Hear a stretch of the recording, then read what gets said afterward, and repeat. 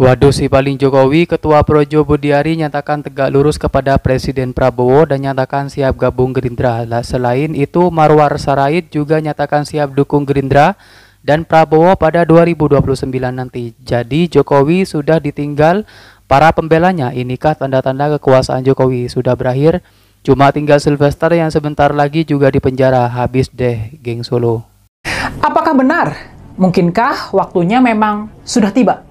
Apakah benar sekarang kita sedang menyaksikan awal dari akhir dari seorang Jokowi? Inikah babak penutup dari sepak terjang Pak Jokowi di panggung politik kita? Sakit kulit menimpanya. Ini benar-benar seperti penanda yang telah digariskan oleh alam kepada kita. Sekarang dia ditinggalkan mereka-mereka yang sudah menjerumuskannya dalam petaka politik ini, yang membuatnya tampak begitu rakus kekuasaan. Tanda bahwa pengaruh Pak Jokowi itu sudah mulai memudar atau Pak Jokowi sudah mulai ditinggalkan. Apa betul-betul ditinggalkan atau ya sekadar tanda-tanda saja yang orang bebas memaknainya. Kan gini, dalam politik itu kan bisa dirasakan tapi susah dibuktikan. Kabar yang mengejutkan datang dari Menteri Koperasi Budi Aris Setiadi. Ini loyalis terbesar dan terkuat dari Joko Widodo ya, karena dia adalah Ketua Umum Projo, Pro Jokowi. Setelah menghadap Presiden Prabowo di Istana Presiden hari Rabu kemarin, tanggal 6 Agustus 2025, dia menyatakan posisinya tegak lurus kepada Presiden Prabowo. Enggak kaget kalau seorang menteri ya memang harus tegak lurus kepada Presiden Prabowo. Tapi yang cukup mengejutkan adalah pernyataan berikutnya. Ini anak kalimatnya yang dia menyatakan bila diperintahkan oleh Presiden Prabowo masuk Gerindra, dia menyatakan siap. Apa ini maksudnya ya? Pernyataan Budi hari ini tentu saja sangat mengejutkan, apalagi kalau kita lihat ditempatkan pada konteks atau situasi yang terjadi belakangan ini berkaitan dengan spekulasi hubungan antara Presiden Prabowo Subianto dengan mantan Presiden Joko Widodo pasca keputusannya memberikan abolisi dan amnesti kepada mantan Menteri Perdagangan Thomas Lembong dan Sekjen PDIP Hasto Kristianto. Tegas 100% kita dukung Pak Prabowo. 1 senti pun keraguan itu nggak ada. Penting kita untuk memastikan mendukung Pak Prabowo di 2029. Pokoknya bersama dengan Pak Prabowo dan tidak bersama Solo. Kita juga tidak boleh meremehkan tuh sosok satu, bapak satu itu, Pak Jokowi itu. Bisa jadi akhirnya juga bukan dia bakal setenggelam-tenggelamnya, tapi justru akan naik lagi. Dalam tekanan yang sekarang pun saya kira kita juga tidak bisa berasumsi dia akan segampang itu jatuh gitu.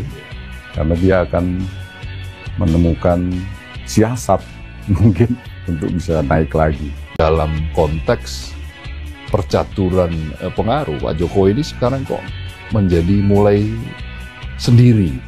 Artinya dia agak susah untuk mencari koneksi-koneksi.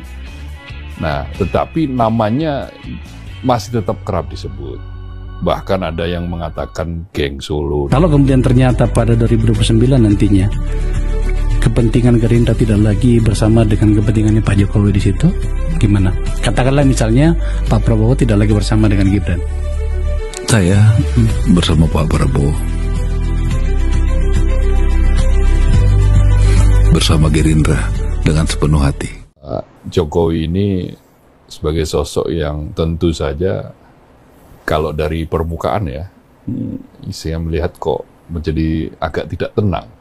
Meskipun sudah lengser ke Prabon, agak sulit bagi Pak Jokowi untuk madeg Pandito.